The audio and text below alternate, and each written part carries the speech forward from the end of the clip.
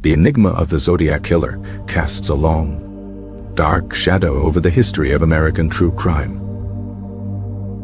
This unidentified serial murderer instilled a unique brand of terror in the hearts of Northern Californians during the late 1960s and early 1970s. His reign of fear began on a cold winter's night, a prelude to the chaos that would follow. On December 20th, 1968, the serene quiet of Lake Herman Road in Benicia was irrevocably shattered. High school students Betty Lou Jensen and David Faraday, out on their very first date, became his first known victims. The brutal and seemingly random nature of the attack sent shockwaves through the small community. For months, an unnerving silence followed, leaving law enforcement with few leads and a community gripped by anxiety. The killer resurfaced over 6 months later, choosing a holiday to stage his next horrific act. On July 4th, 1969, Darlene Ferrin and Michael Mageau were enjoying the summer night at Blue Rock Springs Park in Vallejo. A car pulled up beside them, its driver extinguishing his headlights before opening fire. Darlene Ferrin was killed, but Michael Mageau, despite grievous injuries, miraculously survived the onslaught. Mageau's survival would provide investigators with their first, albeit limited, description of the attacker. Shortly after this attack, the killer began his infamous campaign of communication. On August 1st, 1969, letters from the murderer arrived at the offices of 3 Bay Area newspapers. In these letters, he took credit for the attacks and provided details only the perpetrator could know. He also included a 3-part cipher, demanding it be printed on the front page of the papers. Failure to publish, he threatened, would result in more killings that weekend. It was in these writings that he would first refer to himself by his infamous moniker, the Zodiac. The press complied, and the Zodiac's challenge was presented to the public. The cipher, known as the Z408, was a complex puzzle of symbols and letters. Amazingly, it was cracked not by the FBI or police, but by a Salina schoolteacher, Donald Hardin, and his wife, Bertie.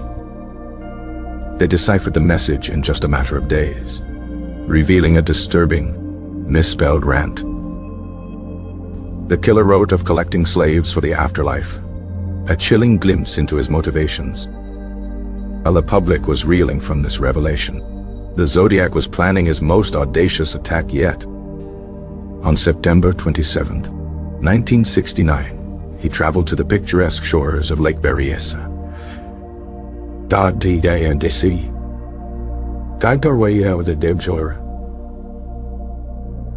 College students Brian Hartnell and Cecilia Shepard were relaxing by the water when they were approached by a man.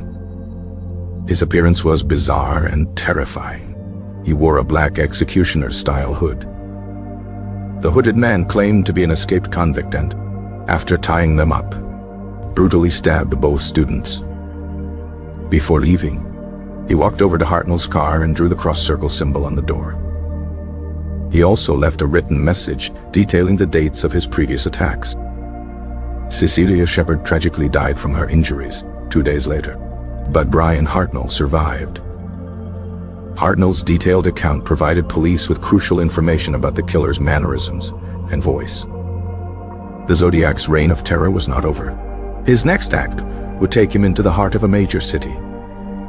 On October 11th, 1969, San Francisco cab driver Paul Stein picked up a fare who directed him to the wealthy Presidio Heights neighborhood. There, the passenger shot and killed Stein, taking a piece of his blood-stained shirt as a gruesome trophy. In a strange twist of fate, police officers responding to the scene actually saw the killer walking away. They believed they were looking for a black suspect due to a dispatch error, so they let the white man go.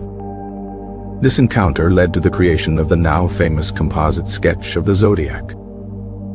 Days later, a letter arrived at the San Francisco Chronicle containing a piece of Paul Stein's shirt. The Zodiac mocked the police for their incompetence and threatened to target a school bus next. This threat caused widespread panic, with police escorts assigned to many school bus routes. The Zodiac continued his campaign of taunting letters and cards for several years. He sent more ciphers, including the infamous Z340, which would remain unsolved for over half a century. His letters often contained astrological references and were sent on holidays, adding to his mystique. The investigation was massive, spanning multiple jurisdictions and involving countless law enforcement officers.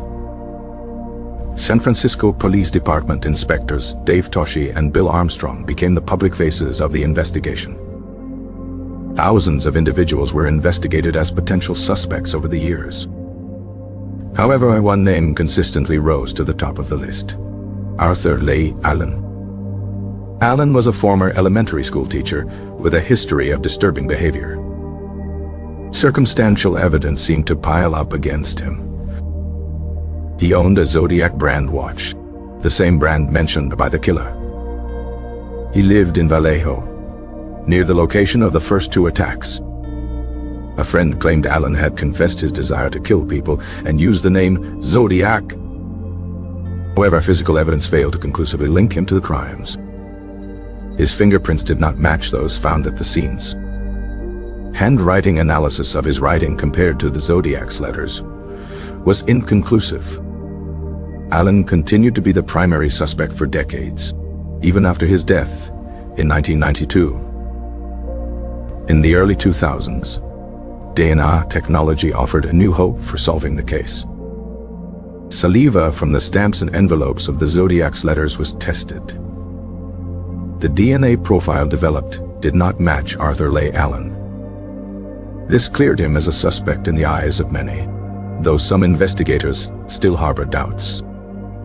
With Allen seemingly exonerated, the field of suspects was once again wide open. Over the years, numerous other individuals have been proposed as the Zodiac. Amateur sleuths and authors have pointed to suspects like Richard Gajkowski, a counterculture journalist. Others have focused on Ross Sullivan, a library assistant who matched the composite sketch. Each new suspect brings a flurry of media attention, but none have been definitively proven. The case has had a profound impact on popular culture. It has inspired books, documentaries, and major motion pictures. The 2007 film Zodiac, directed by David Fincher, brought the case to a new generation. The film meticulously recreated the investigation, highlighting the obsessive nature of the search. A major breakthrough in the cryptographic aspect of the case came in 2020. The 340-symbol cipher, which had stumped experts for 51 years, was finally solved. An international team of amateur codebreakers, including a Virginia-based software developer, a Belgian computer programmer, and an Australian mathematician, cracked the code. The decoded message was another rambling, taunting note from the killer. It read, in part, "I hope you are having lots of fun in trying to catch me." The message did not reveal his name, only his continued contempt for law enforcement. In 2021, an independent group of investigators called the Case Breakers made a bold claim. They announced they had identified the Zodiac Killer as a man named Gary Francis Post, who died in 2018. Their evidence was largely circumstantial, based on photos and anagrams from the Zodiac's letters. Law enforcement agencies, including the FBI, have remained skeptical of the Case Breakers' findings. They maintain that the case is still officially unsolved. The Zodiac case remains a powerful cautionary tale about the nature of evil. It highlights the terror that can be inflicted by a single, anonymous individual. The killer's use of the media was revolutionary for its time, creating a template for future criminals. He turned his crimes into a form of public theater, with himself as the mysterious star. The mystery endures because it is a puzzle with missing pieces. The identity of the Zodiac, the face behind the hood, and the author of the terrifying letters remains unknown. Will the case ever be solved? Perhaps a future breakthrough in DNA technology will finally provide a definitive answer. Or perhaps the Zodiac will forever remain a ghost, a phantom who haunted Northern California and then vanished into history. The fear he generated was palpable, changing the way people live their lives. Couples thought twice before parking in secluded spots. The sound of a car pulling up late at night could trigger a wave of anxiety. His taunts were not just threats. They were a form of psychological warfare. He played a cat and mouse game with the authorities, and for all intents and purposes, he won.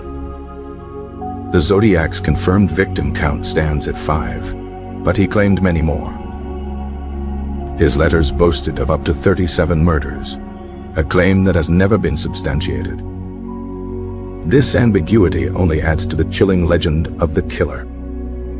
The two survivors, Michael Mageau and Brian Hartnell, were left with physical and emotional scars.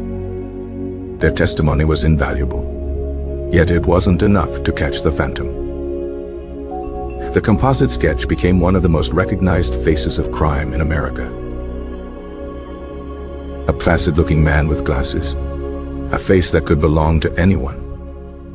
This everyman quality made him even more terrifying. He could be your neighbor, your co-worker, the person standing behind you in line. The Zodiac case forced law enforcement to reconsider their methods. It highlighted the need for better communication and data sharing between different police departments. The killer's ability to move between counties and cities exposed a weakness in the system. Press also faced an ethical dilemma. By publishing his letters, were they giving a platform to a terrorist? Or were they assisting the investigation and warning the public? It's a debate that continues in journalism to this day. The unsolved nature of the case allows for endless speculation. Online forums and communities of amateur detectives continue to thrive. These communities pore over the evidence, hoping to find the one clue everyone else missed. They analyze the handwriting, dissect the ciphers, and propose new suspects. This collective, public investigation is a unique legacy of the Zodiac case. The story of the Zodiac is more than just a series of crimes. It is a story about fear, obsession, and the enduring power of an unsolved mystery. The Zodiac Killer created a persona that has outlived him. He remains a haunting presence in the American psyche.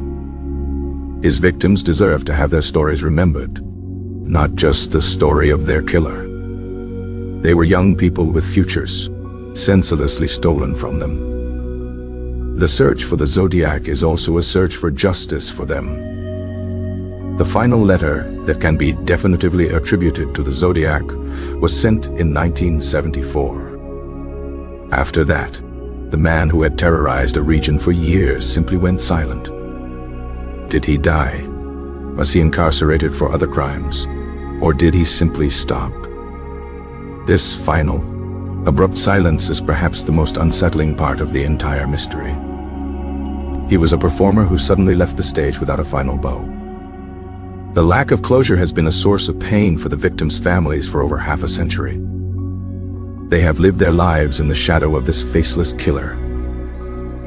The case files remain open in several jurisdictions, a testament to a crime that has not been forgotten.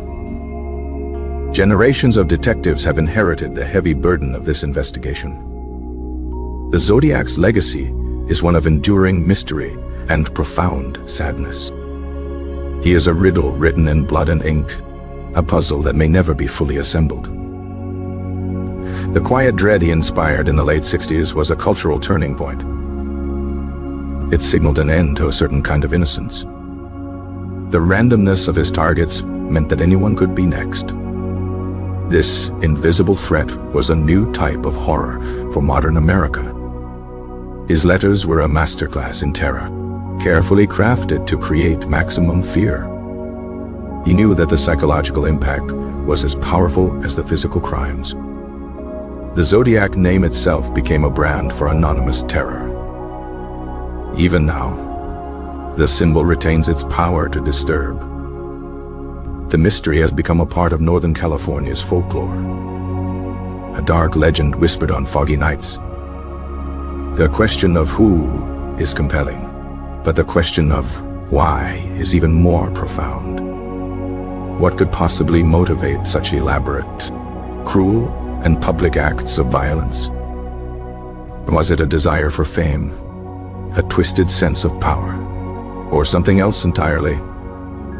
Without a confession or a culprit, the why will forever be a matter of speculation. The Zodiac Killer remains a ghost in the machine of American crime history, a chilling reminder that some questions may never have answers.